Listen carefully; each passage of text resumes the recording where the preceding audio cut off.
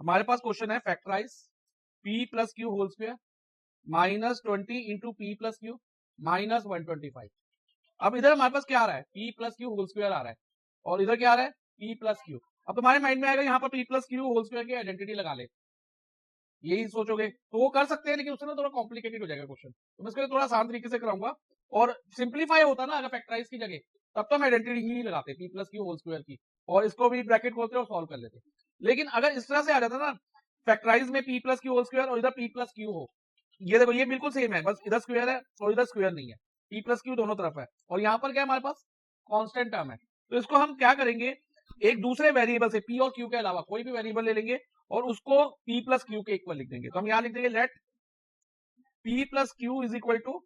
x। p plus q को क्या मान लिया हमने, x मान लिया। अब p प्लस क्यू की जगह अगर x आ गया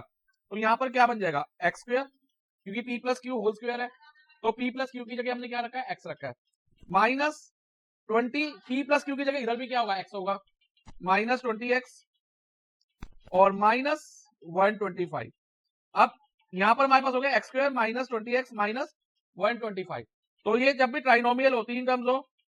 और जैसे इसमें ये तीन टर्म्स है, तो हम यहाँ पर फैक्टर थ्योरम से कर सकते हैं, फैक्टर थ्योरम यानी कि मिडल टर्म स्प्लिटिंग से।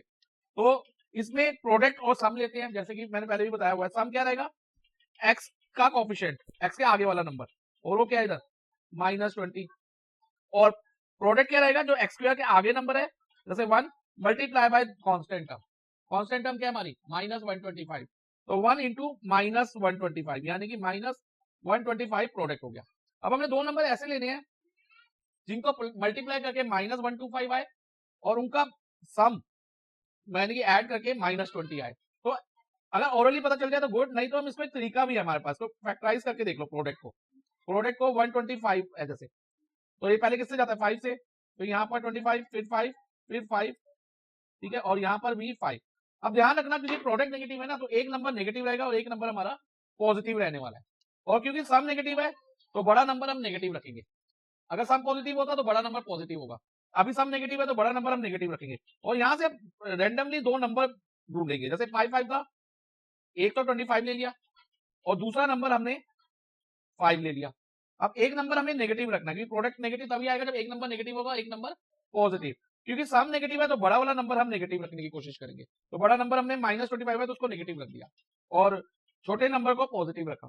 तो इनका अगर प्रोडक्ट करते हैं तो माइनस 125 बनना ही है, क्योंकि हमने प्राइम फैक्टराइज करके देखा है, 25 इंटू 5 125 होता है और माइनस प्लस माइनस। और अब एक बार सम चेक कर लेते हैं कि हमें सम मिल रहा है या नहीं मिल रहा,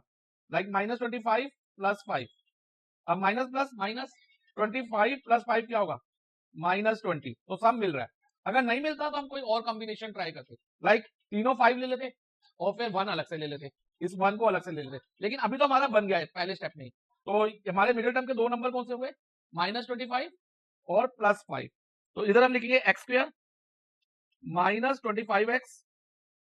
प्लस 5x माइनस 125। अब फर्स्ट टू टर्म में नंबर में तो कुछ कॉमन नहीं है, क्योंकि एक्स स्क्वायर के आगे कोई नंबर नहीं तो 1 है, 1 और 25 में जब कुछ कॉमन नहीं है नंबर में तो हम 1 कॉमन ले सकते हैं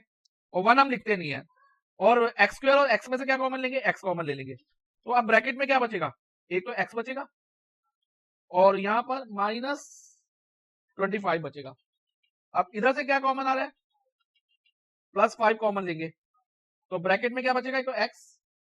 और 5 इंटू 25 125 होता है, अगर 5 इंटू 25 करते हैं तो 125, अगर 5 बाहर ले लिया तो ब्रैकेट में 25 रहेगा। हम ऐसे भी चेक कर सकते हैं, अगर वापस मल्टीप्लाई करें तो इधर 5x आ रहा है और 5 इंटू 25 माइनस 125 आ रहा है। अब इतना करने के बाद ध्यान दो, इधर इसमें और इसमें क्या कॉमन है x माइनस 25, इधर भी कॉमन है और इधर भी कॉमन है, तो हम क्या लिख देंगे x माइनस 25 एक ब्रैकेट में और दूसरी ब्रैकेट में क्या रहेगा x, और यहाँ पर क्या साइन है प्लस का प्लस 5, ठीक है x प्लस 5, तो ये फैक्टराइज हो गया इतना। अब नेक्स्ट स्टेप क्या करना है,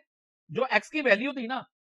हमने क्या एज्यूम करी थी p प्लस क्यू, तो x की जगह p प्लस क्यू लिख देंगे, तो x की जगह अगर p प्लस क्यू लिखते हैं पहले वाली ब्रैकेट में तो ये बन जाएगा p प्लस क्यू माइनस 25, और दूसरी ब्रैकेट में x की जगह p प्लस क्यू लिखेंगे तो p प्लस क्यू प्लस 5, तो ये फैक्टराइज हो गया। तो इसको हमें इतना ही करना क्योंकि आगे सॉल्व नहीं हो सकता, तो यही फाइनल हमारा आंसर रहेगा।